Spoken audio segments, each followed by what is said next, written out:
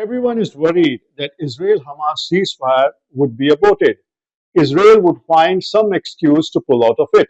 But what if Hamas itself sees merit in not continuing with the ceasefire, that there is more to lose than gain by continuing with the ceasefire?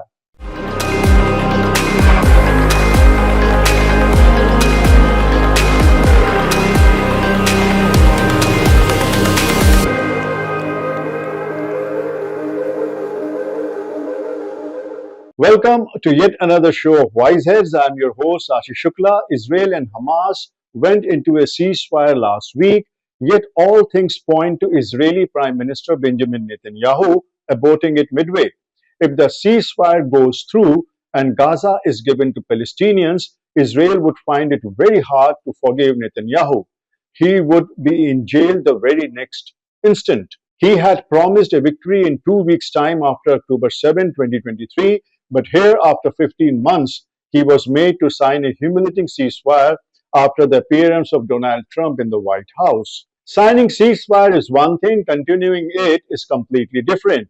Israel has signed any number of agreements since 1979, beginning with the Camp David Accord, but none of it was honored.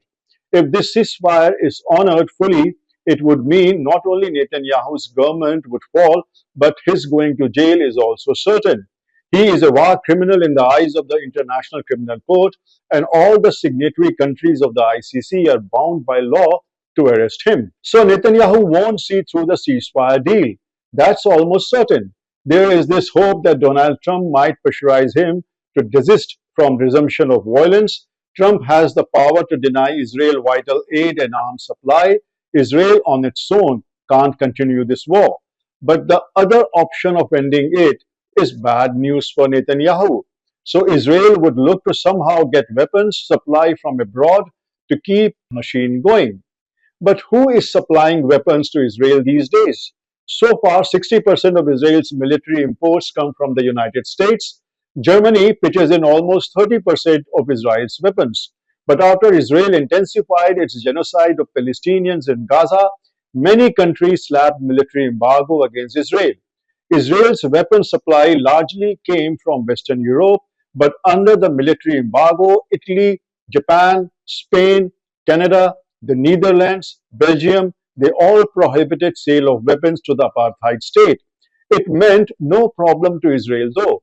United States continued to supply weapons, but it didn't supply them directly. It used Western countries as conduit who rerouted American weapons through their ports. The situation though has changed greatly. Many of these Western European nations faced problems from the unions at the ports who are now unwilling to reroute the weapons. There is no sudden pangs of morality here. But since military embargo is in place, if the weapons are supplied from these ports, those executing it would open themselves to legal actions. It's like aiding and abetting a crime against military embargo. So Greece recently didn't allow a container of weapons to go through. It took that container out of a ship and took it to a fish market and kept it there till it was returned to its destination of origin. Ports in Spain are refusing to facilitate onward journey of jet fuels, which Israel uses to bomb the Palestinians from the sky. Sweden has passed a decree they would neither send arms to Israel nor would allow its ports to be used as a transit point for weapons headed to Israel. So this military embargo situation is real for Israel. Not very long ago, Benjamin Netanyahu had said if Israelis can't import weapons, they would fight with their tooth and nail. This, of course, was hilarious, but mainstream media treated it as chivalry on the part of Netanyahu. The truth is, Israel could try as much as it wants, but it can't be a military powerhouse. It's very good with its spy services, with its intelligence gathering technology, but cutting edge weapon is not its thing. There is one instance in history when Israel had militarily vowed to produce weapons at home, but it was a complete disaster till the United States came to its aid. This was the 1973 war. 6 years before, Israel had won the 1967 war against Arab nations and occupied Sinai Peninsula and Golan Heights. But the 1967 war antagonized France to the extent they stopped supplying weapons to Israel. Now, France was Israel's main arms supplier. Israel then vowed it would build its own military industry. They did go hard towards achieving it, but 6 years later, it proved to be of little value. For 6 years later, the 1973 war broke out. Israel's rifles and machine guns were outgunned by Egypt and Syria, who had been supplied their weapons by Soviet Union. Israel was headed for a humiliating defeat when the United States came to its aid. That saved the day for Israel. So weapons is a real situation for Israel. Then there is this matter of economy. Elbit Systems, the main arms manufacturers of Israel, have just announced that their sale of arms to Global South has halved since the war broke out. So bad is Israel's economy that a budget hasn't been presented in the parliament, that is Israel's parliament, Knesset, which could have been presented last October. Israel has this law that if a government can't present the annual budget by October, that government has to resign. But now it's been overdue by 3 months. However, the drafts of budget accessed by media show that Israel has boasted it would spend tens of billions of dollars for its military industry. This kind of money Israel simply doesn't have. It would astonish many to know that this entire war of last 15 months has been run on debt. Selling its bonds have allowed Israel to raise money to fight this war. The investors must be very, very stupid to invest in Israel's bonds and hope for an outsized profit 10 years down the line. For who can bet with certainty that Israel would survive the next 10 years? That's not all. Netanyahu's government is a coalition of 8 political parties. These parties together have been able to win 61 seats for a majority in the 120-member parliament. If any of these parties pull out of the government, it is doomed. So as long as war keeps going, Netanyahu would be in business. But the moment guns fall silent and he is not able to win the war, he would be villain number one in the eyes of his own citizens. The government would almost certainly fall. We are talking of a nation where elections sometimes happen more than once in a year. For example, Netanyahu came to power in 2022. In the preceding 3 years and a half, Israel had no less than 5 governments. With the situation being as precarious as it is, giving up Gaza would seal Netanyahu's fate. Trump was instrumental in forcing the ceasefire, but he has now himself said that he is not sure if the ceasefire would continue. The truth is, the United States would never want Israel to be beaten in the Middle East. Israel is its main pawn in the Middle Eastern chessboard. Through Israel, the United States keeps Middle East in disarray. If the Middle East is peaceful, it would progress, and if it progresses, it would have no role left for the United States and its war games. It most likely would side with BRICS. Iran is already a member of BRICS. Turkey itself is determined to join BRICS and the multipolarity world. Saudi Arabia so far is hedging its bets, but there is a chances that it might join the BRICS. BRICS has already extended an invitation to Turkey. A peaceful Middle East is also nothing less than a boon to China and its Belt and Road Initiative.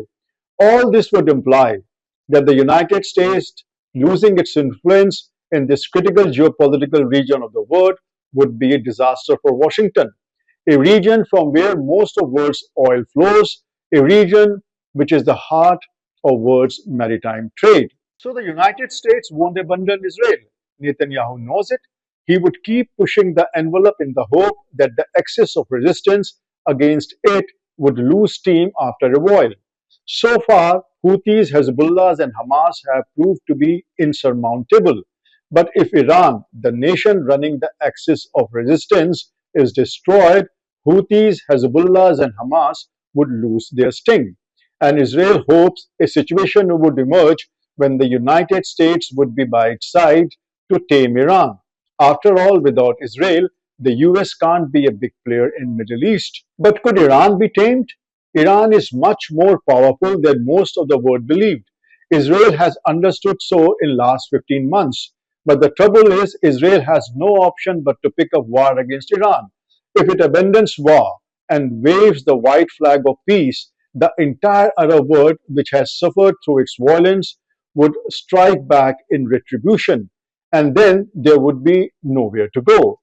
But is war alone the solution for Israel? It is plain for anyone to see that wars won't solve anything. Peace alone could help, but the Zionists, with their vision of greater Israel, can't take a step back. They suffer from the delusion that they are superior to Arabs. It's their national ideology. They also believe in greater Israel. This is what they have been doing since 1948, and this has all proved to be very, very successful. So, expecting a wolf to become a goat is living in a fool's paradise. That's why it won't help Hamas or the Palestinians to believe that the ceasefire is the first step towards redemption of Palestinians. No sooner the ceasefire in Gaza was announced, Israel's murderous regime began mass killings of Palestinians in the West Bank. Even in the days leading up to the ceasefire, Israel was killing hundreds of Palestinians in Gaza till the very last minute. The truth is, Israel is at its weakest at this stage than at any time in their history. Trump too can't help Israel beyond a point. The enemies of Israel in the Middle East are much, much stronger than they were before. Remember, the United States couldn't subdue Afghanistan, forget Iraq. Even in Syria, it seems unable to save its pawn, the Syrian Democratic Force, from the onslaught of Turkey. Thus, it is in Hamas' interest to double down on Israel at this hour. Ceasefire would give Palestinians little. At best, it is a pause. Even if bombings don't resume, the United Nations estimate Gaza won't be able to rebuild before 2040. The clearing of rubble itself would be a gigantic ask. And then there are countless unexploded bombs, which would be a threat every living minute. Thus, why not keep exhausting Israel till it collapses under its own weight? There is a domestic disquiet in Israel. People are angry and terrified with rockets and missiles going off in neighborhood. North Israel today is a wasteland.